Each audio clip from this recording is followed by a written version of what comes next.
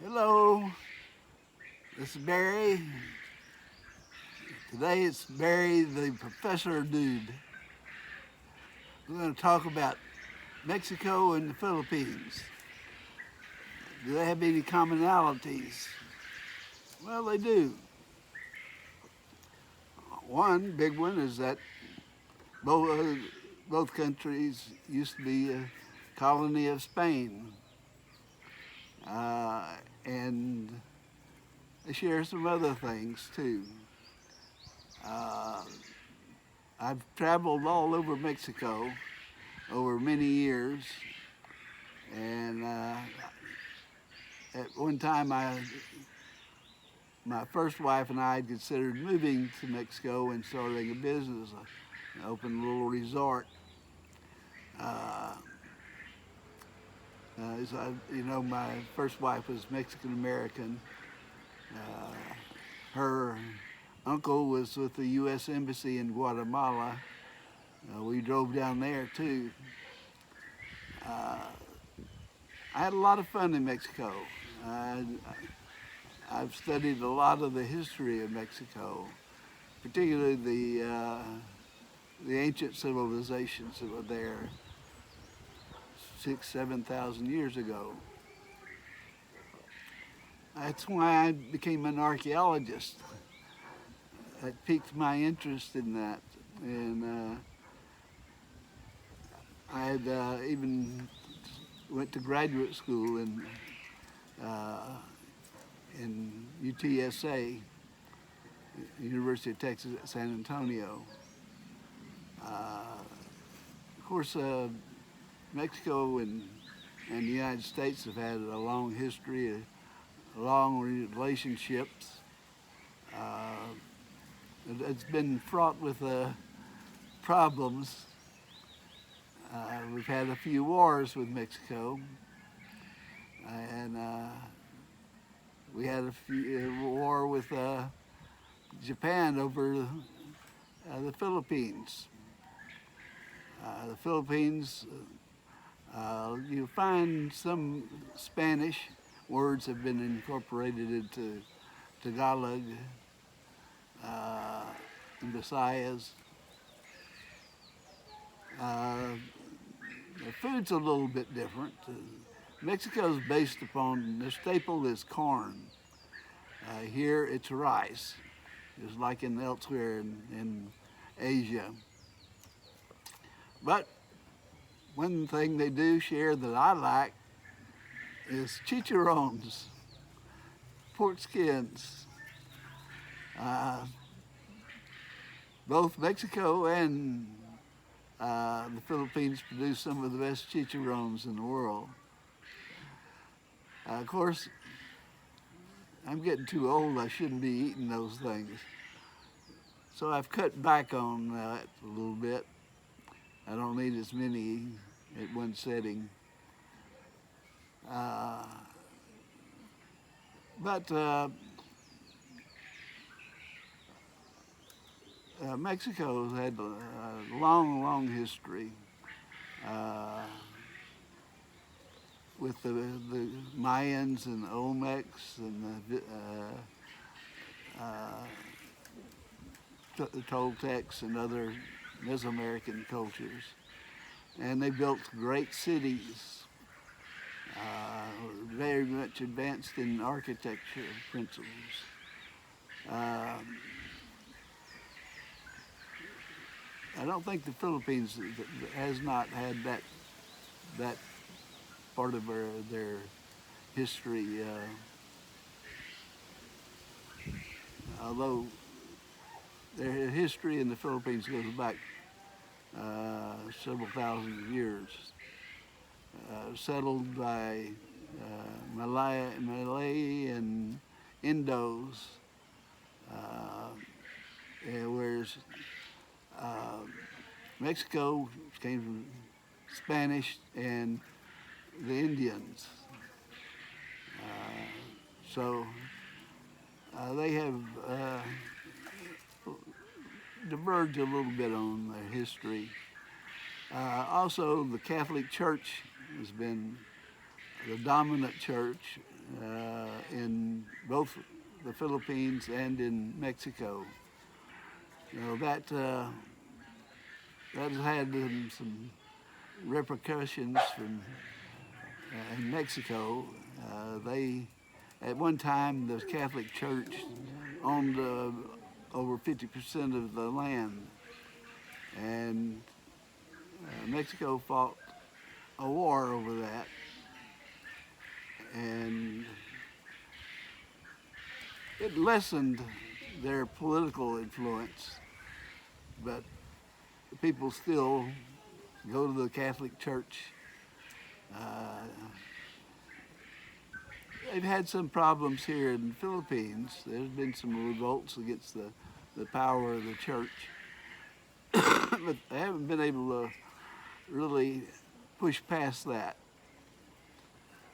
And so both still, it still influences the religious practices in both countries. The Our climates are too different. The two climates are very different. Most of Mexico is a very arid country, almost desert-like. In some places it is desert, especially the northwestern part of Mexico. They also share a lot of artistic influences, very colorful, with folk images, you call it folk art. Mexico's had very colorful too. A very famous Mexican artist is Diego Rivera. He's a muralist, and his work is found in America, in the Guggenheim Museum. He was a very controversial figure, and he was married to Frida Kahlo. Now, if you want to know about Frida Kahlo, there was a movie made, gosh, I believe in the 80s. Yeah, it seems like about the 80s. And if you get a chance, if you can find it on YouTube, watch that movie, because she was quite a tempestuous woman, and very, very good artist too. I got to see, I went to Monterrey, Mexico many years ago, and went to the brewery down there, the Carta Blanca brewery, which had been turned into a museum. And at that time they were featuring Frida Kahlo's works. And I'd also gone to the Diego Rivera Museum. It's in his old Spanish mansion. And a lot of her work was being shown there. So she was an interesting woman. At the age of 13, I think, 12 or 13, she was riding on a bus and had a bus accident. Well, you know those poles that you hold on to in buses? Well, one of those went right through her body. From the vaginal area right up through her body. But she survived it. She lived through it. And it caused her a lot of pain in her life. And Diego Rivera caused a lot of pain in her life too. They used to get in some really good arguments. And so if you get a chance to see that movie, do so. It's a really good movie. But also in art, you can see at least some of the art that I've seen here in the Philippines is a little bit like that, like some of the, uh,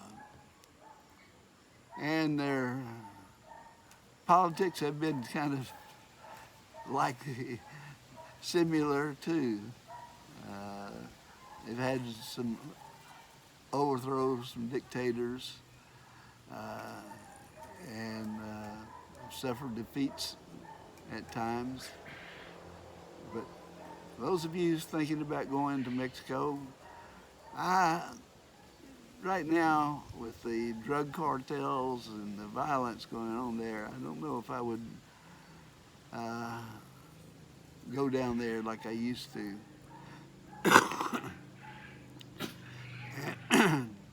And they both have had extreme poverty, face extreme poverty in their countries. Uh, but I'm a big fan of Mexico's history. I studied that, particularly the Mesoamerican, the Mayans. I fell in love with the Mayans a long time ago. Uh, and I'm getting to know more and more about the Philippines, where I live now. And they're both great countries, and I've enjoyed learning about them and finding out more about what makes Filipinos Filipinos and what makes Mexicans Mexicans. So if you're going to go down there, don't settle in the western parts of Mexico. Stick more to southern Mexico in the Yucatan or around the capital. There's some nice communities, but they're both wonderful places to retire to. So that's about it. I'm doing pretty good. Maida went to the doctor and she's got some pills to take. She's feeling better and hopefully this will take care of it. Here at Casa de Gecko, I need to do some more harvesting, and we'll take a look at that tomorrow and see what all's growing and what's blooming. And I'm probably going to have some more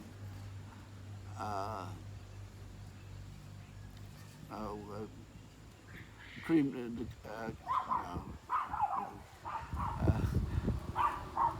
cacao ready to be picked. Now, if any of you want some, I'll be glad to provide you with some if you come over here. Or I think we're going to be going up to Angeles City for some festivals, and another subscriber and friend, blogger, Maurice Pappy and his friend Drake have opened up a hotel and restaurant. So I'm hoping to go up and have some of his biscuits and gravy. I love biscuits and gravy. Maida can make it. She makes pretty good biscuits, but not the big thick ones like I've been looking for. So that's about it. Things going good. My angel trumpets are blooming, and I'm doing good. I'm blooming. Blooming crazy maybe, but how do you like my beard? It's getting longer now. I don't know if I should shave it, all this and part of this, and just have this area and a little goatee. What do you think? And this is a shirt. It's the second time I've worn it. My sister-in-law likes to buy shirts for me. So thanks to her, I have this shirt and some others. So that's about it. It's pretty sunny right now. No rain. We haven't had rain in a few days at least. And my lobster claws are really blooming like crazy now. So, all right, y'all take care. Y'all have a great day, and we'll see you again tomorrow. We'll go and pick some stuff that's growing here. So I hope you enjoyed this stories about Philippines and Mexico, and if you agree with me about their similarities, let me know. But they're both wonderful places to visit. I had great times in Mexico, and I'm having a great time here in the Philippines. So, y'all take care of your family, your kids, your pets, and I'll see you again tomorrow. Adios.